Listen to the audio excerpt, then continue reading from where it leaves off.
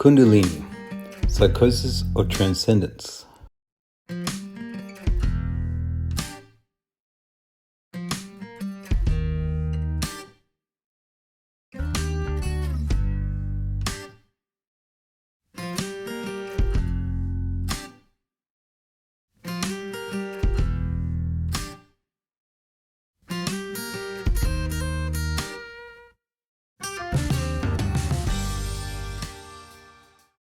Chapter 5. Case Histories of Kundalini Experiences. This section presents 13 people, 11 of whom I have personally interviewed, and 2 that were interviewed by a colleague. One of these 2 I also saw briefly. Some of these people were referred to me for their physical or psychological problems or difficulties in meditation. Others I sought out after hearing of their unusual experiences. Most of them have become personal friends and have shared their experiences with me in great depth over the past 2 years. First 4 cases are used to illustrate what we believe to be the most typical pattern of physio-Kundalini. The next 3 show the remarkable heat manifestations that sometimes occur. The 2 cases that follow are healers in whom early physio-Kundalini has occurred with subsequent increase in their effectiveness in their work. The next 3 cases are people who had life problems, internal resistances, or neurotic traits that complicated their physio-Kundalini. The last case is included because it shows a sudden Kundalini arising upon contact with a guru. Artist.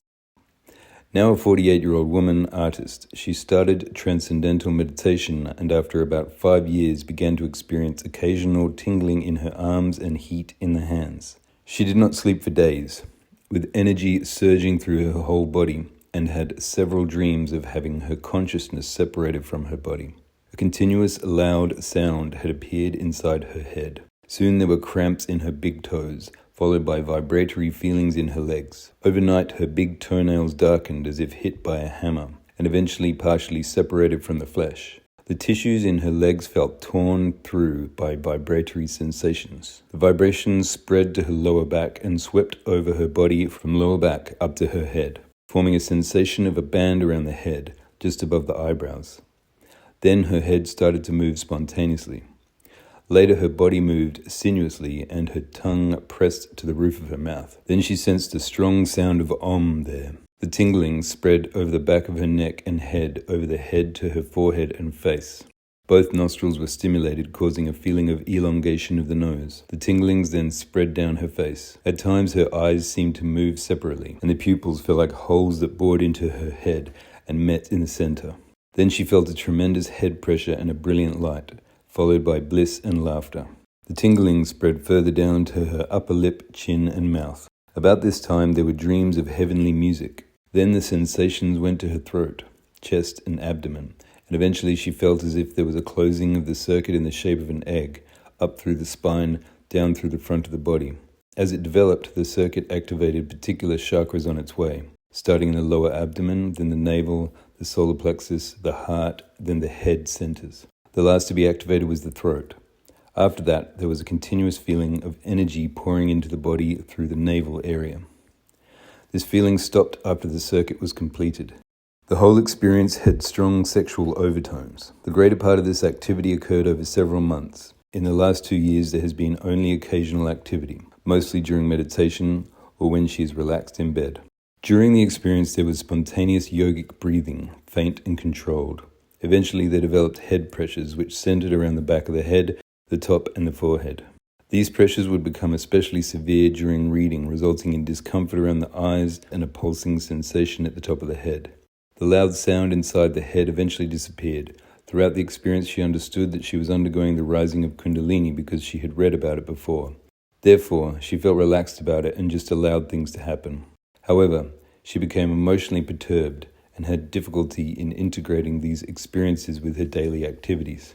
Since the inflow of energy prevented normal sleep for months and continued during the day as well, work became inefficient and she felt as if she was completely detached and was witnessing her own activities. Eventually, she brought the situation under control. The general effect was greater emotional stability and elimination of tension, along with a greatly enhanced intuitive insight. Scientist. A male scientist now 53 years old started transcendental meditation in 1967. Within 5 years, he began to have gross thrashing body movements during meditation and at night in bed. After a few weeks, these subsided. Months later, on going to bed, he felt tingling in his lower legs, followed by cramping in his big toes. The cramping extended to other muscles and gradually faded. The tingling rose to his lower back, and he saw a reddish light there. The light became like a rod which he felt and saw being pushed up his spine. Then it extended forward to the umbilical area, with many tingling, vibrating sensations. Step by step, it proceeded up the spine to the level of his heart and then extended forward to stimulate the cardiac plexus. When it reached the head, he saw floods of white light, as if his skull were lit up from the inside. Then the light seemed to spout out the top of his head as a solid beam. Sometime later, he felt a vibration in his right wrist, arm, and also in his left leg. As soon as he attended to these sensations, they disappeared. Then the feeling of currents running through his shoulders and arms as waves of current occurring 3 or 4 per second, later increasing to 7 and more per second. At one time, when he focused on the center of his head, violent and uncontrollable spasms occurred. At various times during all of this activity, he was aware of sounds in his head, mostly of high-pitched whistling and hissing. At other times, he heard flute-like musical tones. Very frequently, there were feelings of peace and bliss. His sleep began to be disturbed by automatic movements of his body. Sometimes he would awaken to find himself doing spontaneous yogic breathing and assuming various hatha yoga positions. After several nights of this, the tingling went to his forehead, nostrils, cheeks, mouth, and chin. During this process, he had many ecstatic feelings and sexual stimulation when the activity centered in the pelvic area. Then all this ceased and returned from time to time when he relaxed at night in bed. He could shut these off by turning on his side. About a year later, pressures developed in his head at night and started moving downward. Simultaneously, a tingling sensation started moving up from the stomach. He saw all this happening to him as if from a distance. The two stimuli met at his throat. He felt as if a hole appeared in his throat at the point where they met. From this hole, all manner of purely spontaneous sounds were emitted. He had little control over these. About 6 months later, the stimulus moved down from his throat to the abdomen, where it remained for a few months. Then they moved further down into the pelvis. This scientist had an inherently sensitive nervous system, but his awareness that he was going through the rise of Kundalini and his knowledge of what to expect, together with the stabilizing effect of a meditative discipline, made him less susceptible to the disorganizing aspects of Kundalini. He realized that the difficulties that he did have were the result of over-strenuous meditative practice, and so he developed no anxieties during the process. Actress. A 29-year-old actress had many psychic experiences in childhood. As an adolescent, she suffered from recurring migraine headaches, mental disorganization, and impulsive, disruptive behavior. She received psychotherapy for these symptoms for several years, was diagnosed schizophrenic, but was never hospitalized. When she was 24, she began to meditate using various techniques. About a year later, her headaches became worse. Then within a few weeks, her head pains, mental disorganization, and disruptive behavior suddenly ceased. Within a year, tinglings began in her legs, then spread to her arms and chest. After a few weeks, they extended to her neck and the back of her head, and soon to her forehead. They were more noticeable during meditation. At intervals, her entire body, but especially her hands, became very hot. Also during meditation, she was troubled by swaying and jerking of her body and by anxiety. She came to our attention because of the severity of her anxiety and the violence of the spontaneous body movements during meditation. We advised her to discontinue her self-styled meditation and take up some established meditative practice. Until this was possible, we suggested that she temporarily decrease her sensitivity to the process by discontinuing her periodic fasting and strict vegetarian diet. When she was able to begin supervised meditation with transcendental meditation techniques, all disturbing symptoms soon ceased.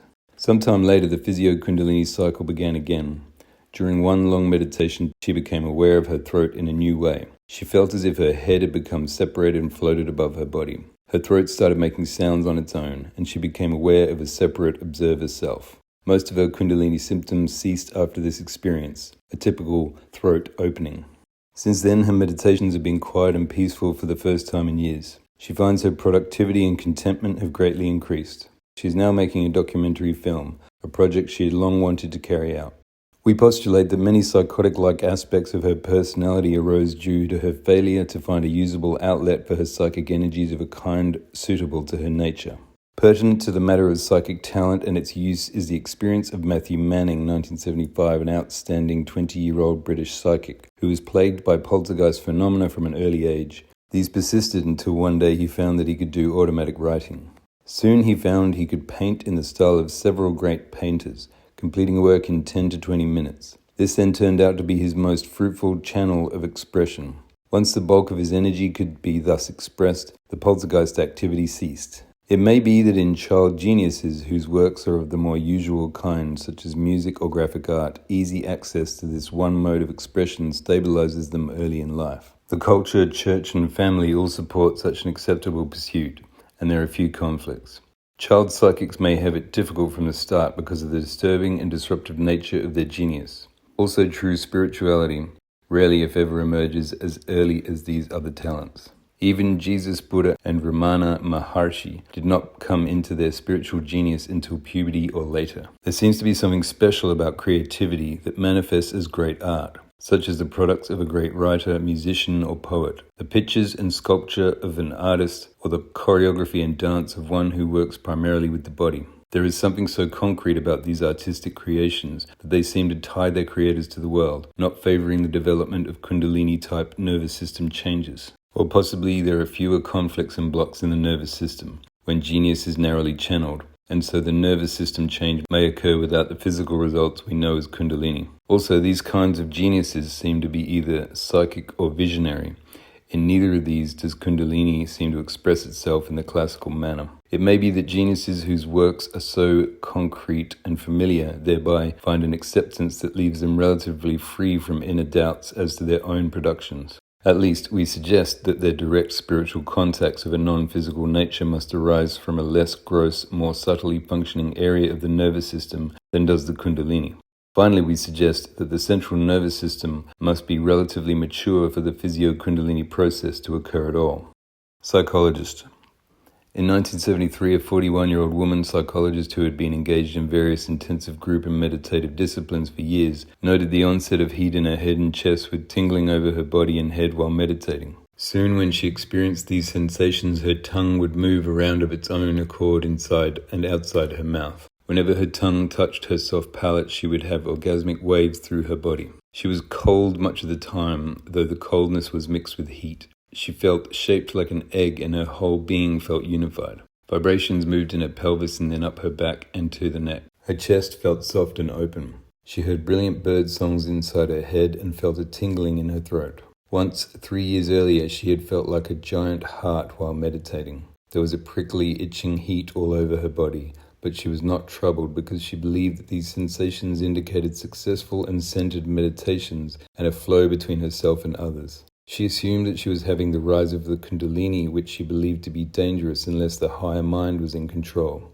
A few months after this onset, during meditations, she felt as if she were 2 feet taller than her normal self and as if her eyes were looking out from above her head. At this time, she was sure that she knew what people were thinking, and many of her impressions were confirmed. Soon after this, her feet began to hurt and headaches started. The headaches were worse when she attempted to control them. She noted that they came when she tried to control the rush of energy passing through her body. Massage helped the pain in her feet, but it was nevertheless so severe that she was unable to drive and walked with difficulty. It was hard for her to talk with people. She ate very little, her sleep was fitful, and she had some nausea. Many times she questioned the reality of her experiences and wondered if she was going crazy. She felt heat on one side of her back and was convinced that unless it spread to both sides she would be in danger. Once she succeeded in spreading it, this crisis passed. Then a tingling started to move from her pelvis up her back and to her neck. She began to see light inside her head. She was amazed to find that she could see this light all the way down her spine as well. The energy and tingling moved over her forehead and became focused under her chin. She felt as if there were a hole in the top of her head. Sleep was very difficult, and for the next 6 weeks, meditation was the only thing that helped her. She felt that if she did not meditate, the heat flowing in her body would grow so intense as to damage her. Other people could feel excessive heat when they touched her lower back. Although she felt insane at times, she could differentiate her state from the emotional and mental breakdown of schizophrenia because of her psychological training. She felt it was necessary to avoid psychiatric help during her trouble because of the danger of being labeled and treated as insane. When her symptoms were more than she could bear alone, she worked with various meditation teachers. A few months ago, she began to have rippling and shaking of her body and felt as though she was being cleansed and balanced. Shortly afterwards, she felt a prickling in her cheeks and under her chin. Then all the unpleasantness ceased and she has had no more difficulty. She had gone through this much of the physio-Kundalini cycle within a year, and now is continuing her meditation without any difficulty. Now she is running a successful growth center where one of her major focuses is to help others who are troubled with difficulties in the Kundalini process. Her many distressing physical problems were probably due to residual blocks and unresolved conflicts which were locked into her body.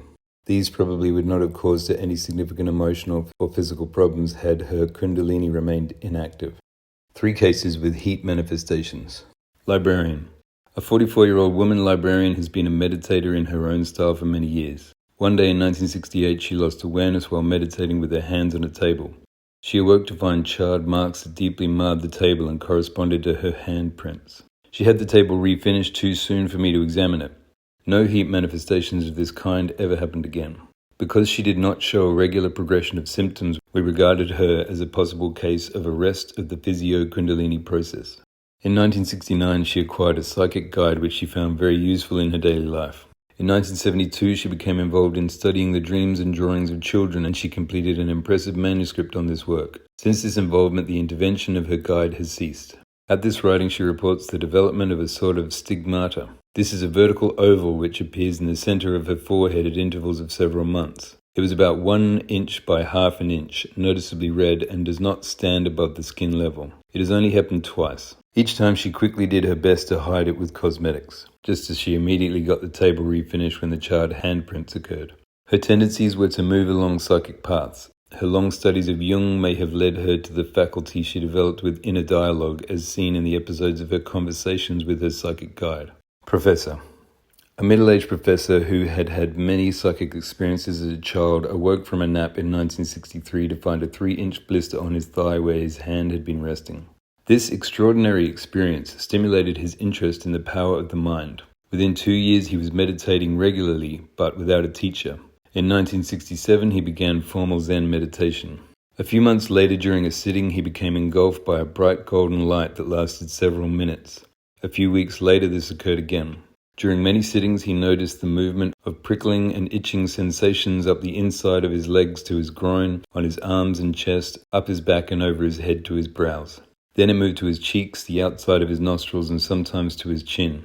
At the present time, his meditations are characterized by tingling and itching in his throat. We would describe this as a typical physio-Kundalini cycle that is currently at the stage of the throat opening. This man's course can be contrasted to that of the librarian, where the beginnings were similar, but he chose to pursue a regular traditional form of meditation with others as well as alone. We have the impression that such regularity in practice seems to favor a steady progression of what we have called the physio-Kundalini cycle as occurred in his case. The less disciplined, psychically oriented forms of centering seem to favor their own sort of development with stress on trance states, entities, and like phenomena. Writer. A 40-year-old male writer had been meditating for 2 years when he began experiencing many subjective heat sensations. During one such episode, he took his oral temperature with an electronic thermometer. It was 101 degrees Fahrenheit, but fell within a minute or two to 99 degrees Fahrenheit. A short time later, his hand temperature was 104 degrees Fahrenheit. He was not ill. His earlier history is of interest. After he had been meditating for 2 years, he began experiencing spontaneous trance states. During these, he received information psychically, some of which was confirmed. He came to our attention as a result of marital difficulties brought on by his trance states. We encouraged him to learn to enter a light trance state at will. His trance states then stopped. He is a productive writer and a successful wood sculptor. The physical signs or manifestations of this man were similar to those of the preceding 2 cases. His personality and interest tended more along the inner line of the librarian. He has made no connections to traditional Eastern methods of meditation. He did study briefly at one time several years ago with a curandero healer, very similar to the man called Don Juan in the account by Castaneda. He was more attracted by these powerful outer psychic manifestations than to the inner dialogue, and this may partially explain his being taken over in a rather autonomous manner by his trance states. Jung has repeatedly pointed out that if hidden inner drives are not somehow dealt with in dreams or through some form of inner dialogue, they will find expression in oblique, autonomous, overwhelming ways, such as in the trances that troubled this man. 2 healers. Artist healer. A 27-year-old male artist remembers his earliest psychic experiences as being lucid dreams in childhood. During one, he saw his double pick up the bedclothes which had fallen off and hand them to him. He was frightened by the vividness of this experience. When he was 22, He began transcendental meditation and had many insights and much tension release. Then he made such rapid progress in meditation without proper instruction that he started to have anxiety attacks while meditating. Once he had a vision of white light and lost consciousness. He experienced a flow of sensation just preceding this vision, which started in his belly and went to his back, neck, and the back of his head, where it burst into brilliant light. Then he felt heat in his head and belly. Hissing and roaring sounds developed during meditations. As the anxiety got worse, he shifted to Zen meditation, where he found some relief. Soon after this, he had another white light vision, much like the first one. 2 months later, he went abroad with his family, where he visited several psychic healers. He had psychic surgery for lifelong migraine headaches. This was about 2 years ago, and he has had no recurrences. His family members were likewise healed of a number of chronic disorders. He was so impressed with what he saw that he decided to return and film one of the healers. Just prior to leaving, he began to have precognitive visions. During the filming, he became so intrigued that he decided to study with one of the healers. He studied for 2 years and found that he became more and more successful at healing, experiencing energy flows and clairvoyantly sensing a person's malady. He has recently returned to the United States, where he is finding increasing success in his artwork. He heals friends and acquaintances whenever the opportunity presents itself. During this time, he has continued and increased his meditation. With this, there has developed some tingling in his cheeks and sides of his nose. A return of the old anxiety soon subsided when several persons recovered from serious illness while working with him. He had been quite unsure that his recently acquired abilities, only contracted at the very end of his training period abroad, would be available to him here in this environment, far removed from his teacher. This evidence reassured him and eased his anxiety. Engineer Healer. A 54-year-old male, former aeronautical engineer, has been a healer and meditator for many years. In 1973, he suddenly began to have unusual body sensations. He felt pressure in his head, followed by a week of insomnia. Then the pressure changed to a vibratory sensation and he felt heat inside his body. As the vibrations spread to his shoulders, chest, and down his legs, he felt as if his body would explode. When these sensations were strong, the back of his tongue would often blister. Waves of colored light poured through his body and head, becoming golden as it flowed. After 3 weeks of this, he felt washed clean and found that he could control most of the sensation through meditation. He believes his ability as a healer has increased as a result of these experiences. My inquiries of those he has helped seem to confirm his impression. These two healers illustrate extremes of self-discipline of a particular type. In the younger man, this was to apprentice himself to a mature healer with whom he worked for 2 years before realizing the results he sought. The older man likewise made his discipline a way of life, but in a solitary setting where every night for 5 years he awoke early to meditate for 2 hours. He trained himself to sleep instantly at the end of these sessions. After this long practice, he learned to separate his consciousness from the moment he lay down. He practiced this for years before he had it under his control. The training of these two was quite different. The first used an intuitive method in a setting that evoked his instincts to their full, while the other exercised a great deal of will and one-pointed effort. We saw another example of this sort of difference in approach recently in testing a professional psychic with magnetic stimulation of his right brain. We used the method Bentov describes in Appendix A. For some time following stimulation with a pulsating magnetic field to the right side of his head, he found that he could only visualize colors in the blue-green part of the spectrum, and that his word flow was impaired. The problem with language cleared in a few days, but the visualizations in full color took a week longer to return. Some stiffness in his neck, which also had its onset with the stimulation, resolved at about the same time the color visualizing returned.